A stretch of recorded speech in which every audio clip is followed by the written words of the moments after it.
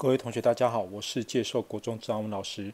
今天我们要从数学概念分析破解会考的命题方向与趋势。我们要上的是第12堂课因式分解。我们将运用到4位下列教授的理论，分别是 Richard Scan、Anna Spar、David Toll 跟 Dubinsky 所提出来的数学概念理论。会考数学命题原则，除了它的题目分布一定是由易到难之外，它的难易分布适中，每节都会做微调，有热门概念跟冷门概念之分，命题概念与程式清楚，不会混淆。由于用数学概念理论分类对一般学生太过困难，所以我们用试题分布让学生知道难易，用逆向分析让学生知道概念层次。如果今天题目是 C 到 B 等级的话，通常它的题目是偏记忆性的，公式、手动操作或是代值，工具式理解为主。如果今天是 B 加 B 加加等级的话，它就会是以程序性知识或是一些初步的情境条件单一符号单一，或是关联性理解推导过程基本的抽象问题。如果今天是 A 等级以上呢，它的抽象化会提升，它必须要2种过程的推导，不同数学概念合并，或是2种符号以上的运用或者是它的情境条件会改变，让学生去做比较。那像这样都是属于 A 等级以上的题目。我们看一下因式分解这几年的考试，同学可以发现，基本上它出的题目并不多，因为它不是会考的重点。原因是因为我们在算因式分解的时候，通常都是为了要求解。那因为这几年科技的发达我们基本上着重在思考，而不是求解。所以因式分解我们会倾向是在高中的时候才会提升难度，国中基本上就是认识就好。所以它题目出出来呢，大体上都是 B 等级然后学生只要会基本概念就好不用写太复杂的因式分解那不擅长的学生你可以尝试看看。那因式分解里面7等级基本上就是最基本的认识啦，什么是因式，什么是被式可 B 等级的话就要去判断说因式跟被式是哪几个提供因式、乘法公式或是实质教程这都是因式分解。那 A 等级的话基本上就不会出因为现在不符合会考趋势，出来其实写对也没有办法判断这个学生能力是否比较好所以我们108课纲素养因式分解不会出 A 等级。我们简单的将数学分类为 C、B 到 B 加、B 加到 A， 还有 A 到 A 加的题目。那特别留意的是，会考并没有 A 加加的题目，所以同学不要去执着在难题上只要能把 A 到 A 加的题目写对，你就会是 A 加加。我们看一下这一题，39 一克平方加5一克减14，它说可以分解成两个因式。那我们可以透过观察系数就知道答案这里答对率是 71%， 设定难度是 B 到 B 加。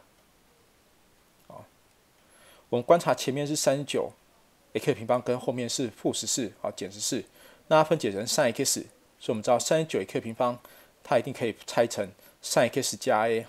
sin x 加 c 这样子的问题那我们就可以知道这个相乘sin x 乘 bx 会是39，所以我们知道 b 就是13那 a 乘 c 是负14那 a 乘 c 是负14，我们就知道它的分解情况有很多种。那因为我们现在不知道答案，所以我们先做实日教程，可以得到 13a 加 3c 会等于5。好，那我们来看下负14有几种拆法1乘负14，负1乘14，2乘负7，负2乘7那我们就可以发现a 是2 b c 是7，这样的答案会中间5出现5这个答案，所以我们就会知道答案那最后 a 等于2 c 等于负7，加起来等于负12这一题就是答对率是 71%，等级为 B 到 B 加的题目。那不同的年度同样出现因式分解的题目，同学可以发现这一题跟上一题它的相似度基本上接近100%除了数据改过之外，它的概念其实差不多所以答对率也差不多69%设定难度 B 加左右跟上一题完全一样所以我们一定要多写考古题，这样我们才会知道题目它会怎么出那我们现在一样做分解5 x 平方加7x 减12，我们拆解成 x 加 a，b 加 c。那同样道理，我们可以知道 b 就是5了那 a 乘 c 等于负12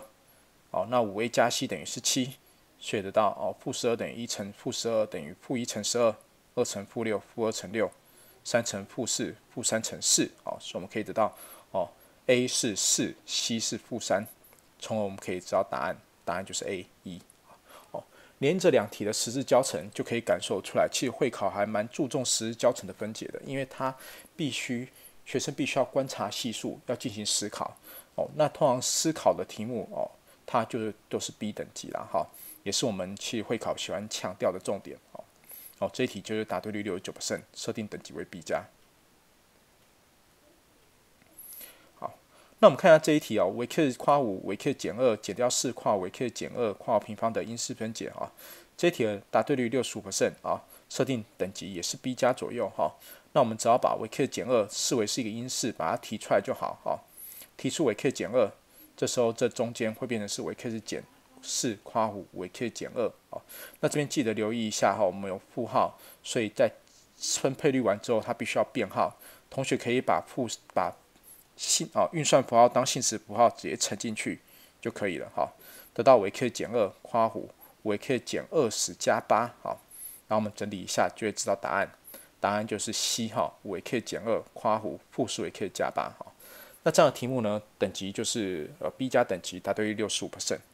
那我们分享以上3题，就会发现同学因式分解的答对率其实都差不多，难度也差不多它也不会出太难你只要有个基本认识就可以解决。那如果你说你不会怎么办呢？那也没有关系我们把1带进去，然后看看它的算式哪一个是正确，就可以算出来了把1带进去，大家发现答案要负21，这时候你把1带入这4个选项，你发现负21的只有 C 这个答案是正确的，其他都不对。所以如果你有函数的概念，但是你因式分解不是很熟，这个题目你还是可以写对。那如果透过代数字的话，那这一题难度就会下降，变成只有 B 等级同学有时候都可以写写看那今天我们的上课到这边，同学如果有任何题目的问题欢迎在影片上面留言，然后会再给你们回馈。谢谢大家。